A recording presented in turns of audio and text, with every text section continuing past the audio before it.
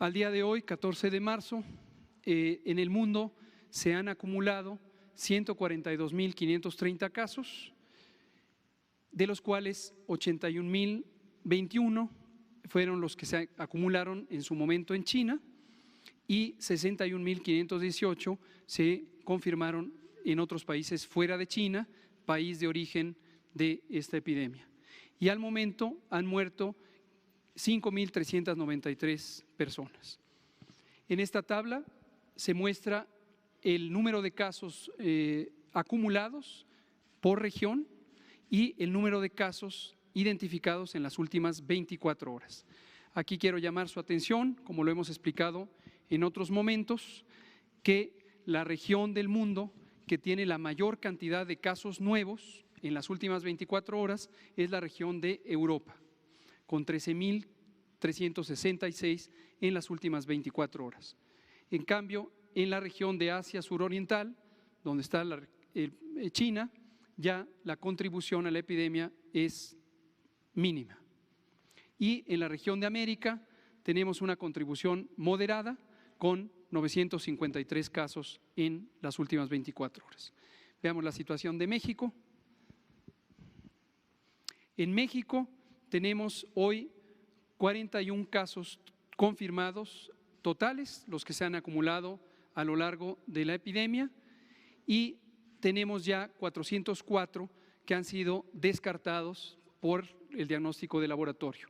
Y están en este momento en estudio 155 casos sospechosos que sus resultados de laboratorio se conocerán en el siguiente corte 24 horas después. Lo que también quiero comentar aquí es que los estados de la República en los que se ha identificado al menos un caso sospechoso o confirmado son 31 y solamente el estado de Campeche es el único en el que hasta el momento no se ha identificado caso alguno. La siguiente, por favor.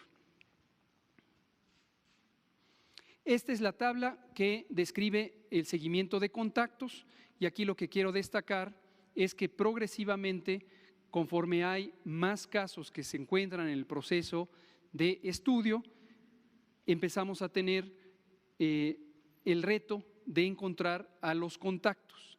Esto es relevante por lo que hemos explicado en varias ocasiones, que el reconocimiento de la transición entre el estadio 1, en el que todavía estamos, y el estadio 2, en el que entraremos en algún momento cercano, depende también de la capacidad de trazar las cadenas de transmisión. Esta capacidad depende de varios factores y el principal es el tener el número de casos que va siendo creciente, pero también la movilidad de las personas en las que empieza a existir la posibilidad de que su fuente de infección no sea externa al país, sino sea dentro del país. Hasta el momento no se ha identificado caso alguno que se haya infectado al interior del país, excepto un caso que es asociado a importación, que ya hemos comentado, ese caso en Querétaro, en donde hay una asociación con un caso importado, que es quien le transmitió el virus. La siguiente. Ya son todas. Esta la vamos a tener de referencia, no quisiera ahorita entrar en ella, nos vamos a pasar a la presentación del paquete de medidas y haremos referencia en la sección de preguntas y respuestas, la hemos ya presentado varias veces. Vamos a presentar ahora la otra presentación.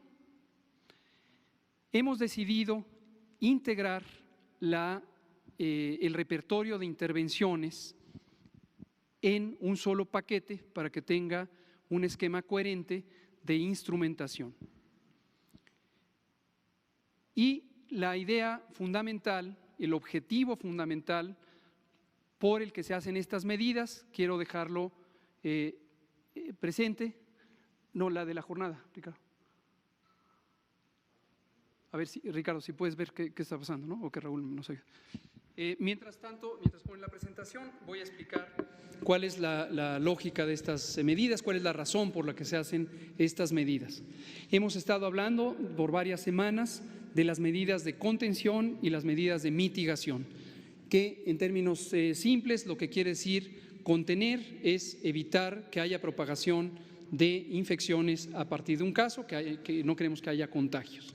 En la fase 1, en el escenario 1, lo que tenemos es una situación en donde hay muy poquitos casos y se pueden identificar quiénes son sus contactos, y la contención son las medidas que instrumentamos cuando detectamos al caso.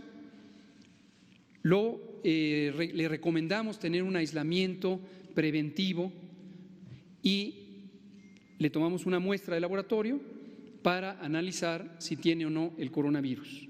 Y enseguida empieza ya, desde el inicio que se detecta como caso sospechoso, el estudio de contactos. Si los contactos llegaran a presentar los síntomas de la enfermedad, se les hacen las pruebas.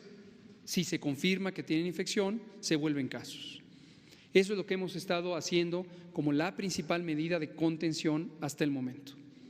En el momento en que nos aproximamos, que nos acercamos a el escenario 2, el de transmisión comunitaria, y esto ocurre precisamente en las fechas que teníamos contemplado que iba a ocurrir, que es en la segunda mitad del mes de marzo, estamos listos con las intervenciones que diseñamos desde el inicio en la fase de preparación y hoy las escalamos, las ponemos en práctica. Estas intervenciones ya no son solamente las intervenciones que se focalizan a la contención por individuo infectado, sino las que son colectivas. Y estas ya entran en el capítulo de mitigación. Mitigación quiere decir reducir, hacer más lenta la transmisión.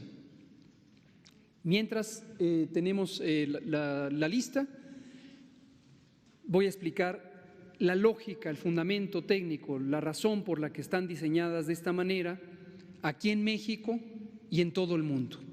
Estas intervenciones se han estudiado a lo largo de muchas epidemias en México y en el mundo y han demostrado su utilidad para cumplir tres propósitos.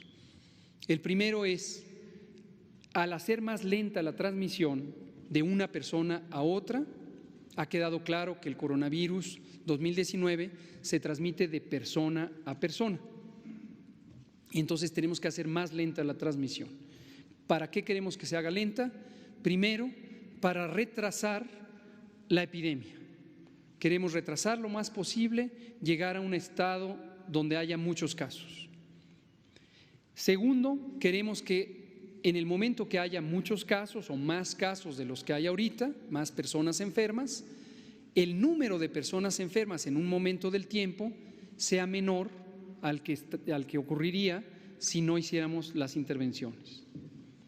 Esto es importantísimo porque lo que representa un reto principal es poder atender a las personas que necesitan atención, particularmente la atención hospitalaria. Hemos dicho todos los días que esta enfermedad se presenta en su gran mayoría como una enfermedad leve, que los síntomas son fiebre, dolor de cabeza, tos, dolor de garganta, dolor de articulaciones, dolor de músculos, dolor del cuerpo. La gran mayoría de las personas que estén infectadas por coronavirus van a tener una infección leve.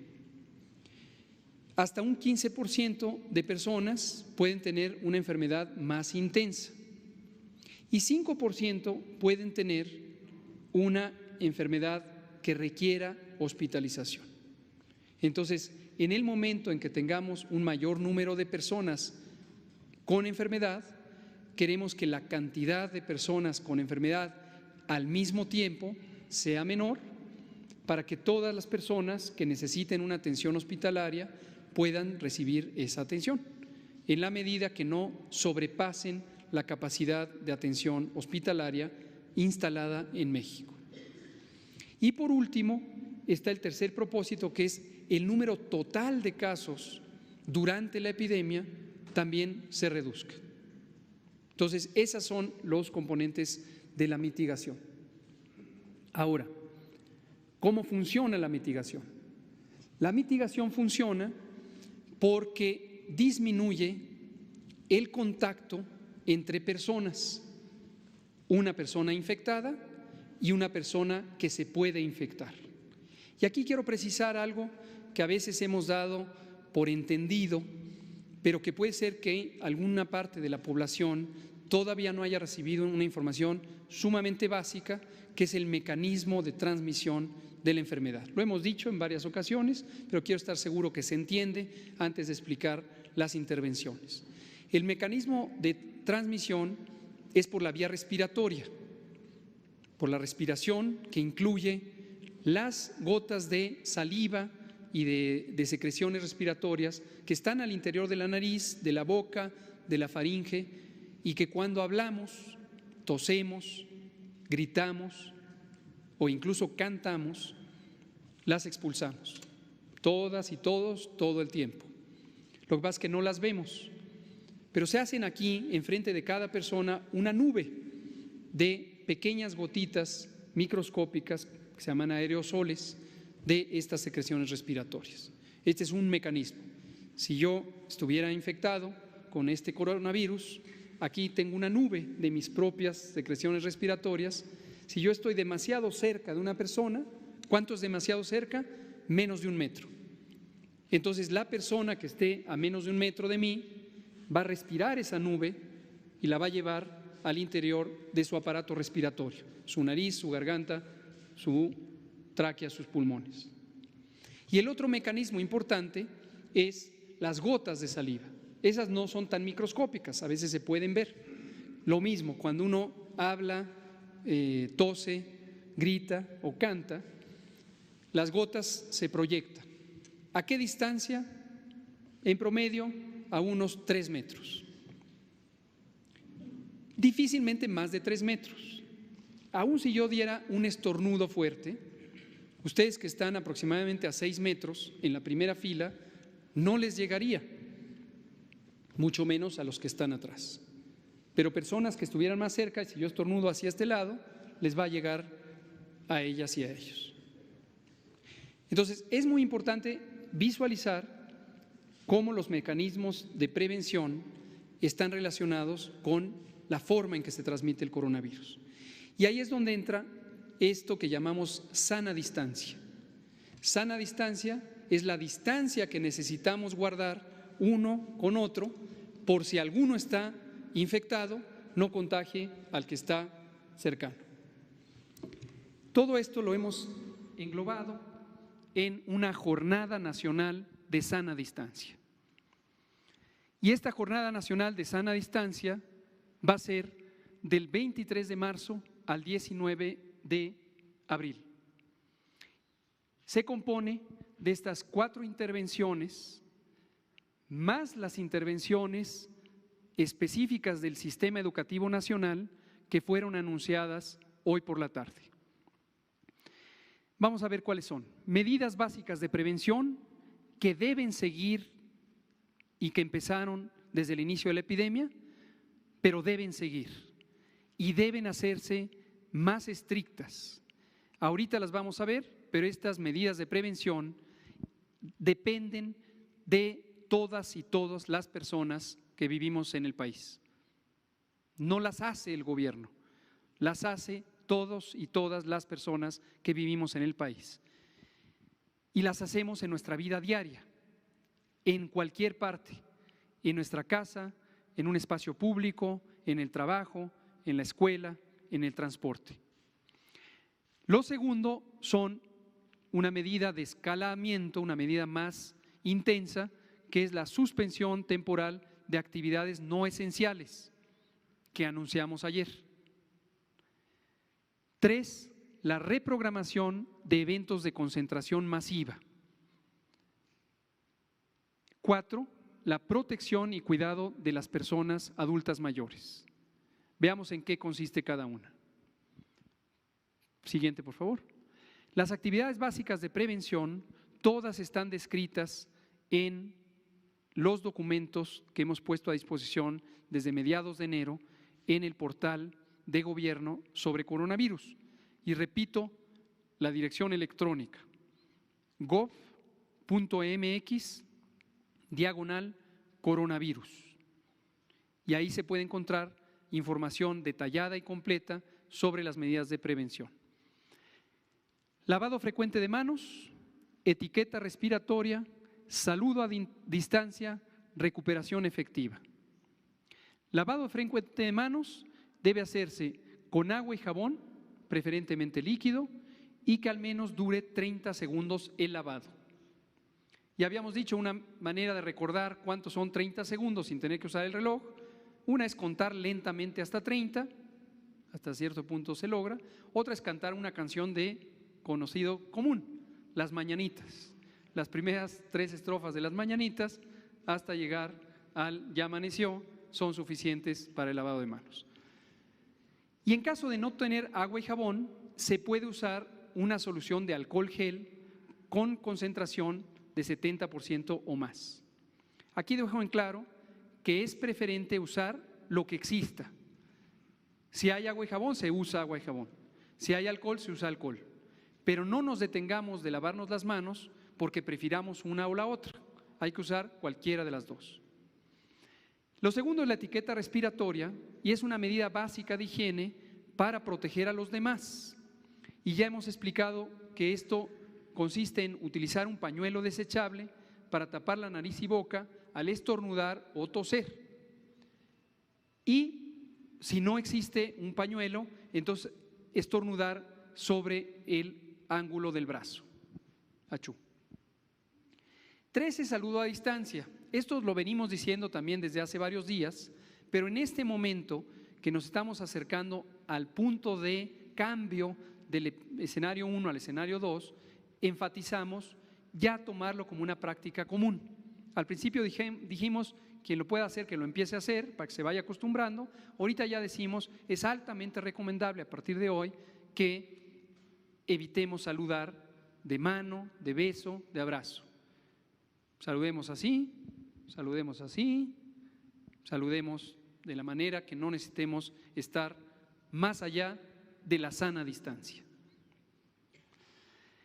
Y finalmente, recuperación efectiva. La idea aquí es quien esté con síntomas, fiebre, tos, dolor de cabeza, estornudos, dolor de garganta, dolor de cuerpo, que se quede en casa. Y aquí aclaro una duda que la población ha tenido, que si se tienen que hacer la prueba para confirmar que tienen o no el coronavirus. La respuesta categórica es no.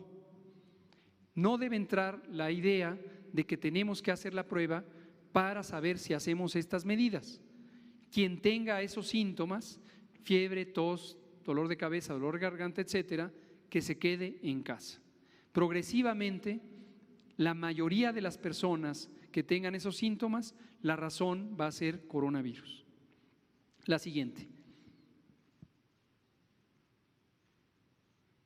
Esta es la primera medida más intensa, más decidida para lograr la sana distancia, lograr que no estemos tan cercanos temporalmente unos con otros. Formalmente es la siguiente y la voy a leer. La Secretaría de Salud recomienda suspender temporalmente las actividades no esenciales de los sectores público, social y privado a partir del lunes 23 de marzo de 2020. El alcance de esta medida es nacional. Esta recomendación es en todo el país, en el nivel federal, estatal y municipal. ¿Qué quiere decir una actividad no esencial? Es aquella que no afecta la actividad sustantiva de una organización pública, social y privada o los derechos de sus usuarios. Todas estas se pueden suspender. Si hay una actividad que sea lo contrario, deberá cuidarse que no se suspenda, pero estamos recomendando esto para las actividades no esenciales que involucran la congregación de personas o la movilidad de personas, en particular entre distintas regiones geográficas, 2 puntos distintos de una ciudad o de diferentes estados o mayor aún de otros países. y sustituirlas por actividades que favorezcan la sana distancia. Y voy a poner un ejemplo concreto. Si en el trabajo alguien tiene un trabajo que no requiere una actividad manual o estar con una herramienta de trabajo que solo está en el puesto de trabajo y existe la posibilidad de que realice el trabajo desde fuera, por ejemplo desde casa, recomendamos que todas las dependencias, todas las organizaciones públicas, sociales y privadas sustituyan el trabajo que requiere que las personas se desplacen a la oficina, por ejemplo, por el trabajo en casa. Esa es la idea. La siguiente.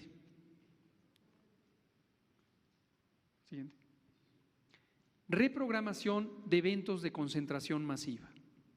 Necesitamos temporalmente posponer los eventos de concentración masiva. De manera formal, la Secretaría de Salud recomienda posponer hasta nuevo aviso los eventos masivos que congreguen a más de 5,000 personas. Y esto es todo evento que cumpla esta característica, independientemente de quién lo organiza y en dónde se realiza. La siguiente. Por último, pero no menos importante, las personas adultas mayores tienen mayor posibilidad, mayor riesgo de complicarse por la enfermedad coronavirus. Complicarse quiere decir que en lugar de curarse espontáneamente, de manera natural, como le ocurre a la mayoría de las personas infectadas por el nuevo coronavirus, las personas adultas mayores son una población de particular cuidado porque pueden complicarse. Entonces, a las personas adultas mayores hay que cuidarlas y la responsabilidad de cuidarlas es de todas y todos. Cuidar al familiar adulto mayor, cuidar al vecino adulto mayor, cuidar a la persona conocida adulta mayor. Todas y todos tenemos que cuidar a nuestros adultos mayores. ¿Qué quiere decir adulto mayor? Toda persona de 60 años o más. La siguiente. ¿Qué puede hacer la familia? ¿Qué puede hacer la persona adulta mayor? Las personas que rodean o que están en contacto con las personas adultas mayores pueden identificar si algún familiar presenta síntomas, puede pedir que mantengan un contacto telefónico, que estén cercanos, que sepamos cómo están. Entonces, si un adulto mayor presenta síntomas, no hay que descuidarlo, hay que hablarle frecuentemente para saber cómo está, qué necesita, cómo se le puede apoyar. Segundo, si alguien le ayuda a realizar las actividades de la vida diaria, hay que planear que se pueda apoyar a la persona enferma. Tercero, si visitan a la persona adulta mayor, quien quiera que visite a la persona adulta mayor, tiene que estar segura que no ha tenido los síntomas en los últimos 14 días. Si alguien en las 2 semanas atrás, antes de una visita a un adulto mayor, tuvo fiebre, tuvo dolor de cabeza, tuvo dolor de garganta, etcétera, que no vaya a visitar a la persona hasta que se completen 14 días desde que tuvo los primeros síntomas. Si se llega a visitar a la persona adulta mayor, hay que tratarla con profundo cariño y respeto, pero por el momento no acercarse más allá de una sana distancia. Mantengámonos a 1,5 metros de estas personas para evitar que les contagiemos. No les demos la mano, no los abracemos, hay que expresarles nuestro cariño con palabras amables, con asistencia, mostrarlo, pero no físicamente. Y tercero, es importante que las personas no salgan más que lo indispensable. Obviamente, quiero dejarlo en claro, si la persona adulta mayor necesita ir a una consulta médica, pues puede salir y hay que ayudarle, hay que acompañarle, pero que no salga a sus actividades básicas diarias, incluido comprar sus alimentos, sus insumos, hay que ayudarle para que la persona no esté expuesta a posibles contagios. Ahora, ¿qué puede hacer la persona adulta mayor? La etiqueta respiratoria, lavarse las manos muy frecuentemente, 10 a 20 veces por día, 10 a 20 veces por día, con agua y jabón, y no olvidar la muñeca. O usar el alcohol gel, que ya dijimos, desinfectar las superficies con los desinfectantes convencionales, cloro doméstico, y no hay medicamentos específicos para el coronavirus. Por lo tanto, si una persona tiene síntomas, en particular las personas adultas mayores, no hay que automedicarse. Hay que acudir por una recomendación médica apropiada.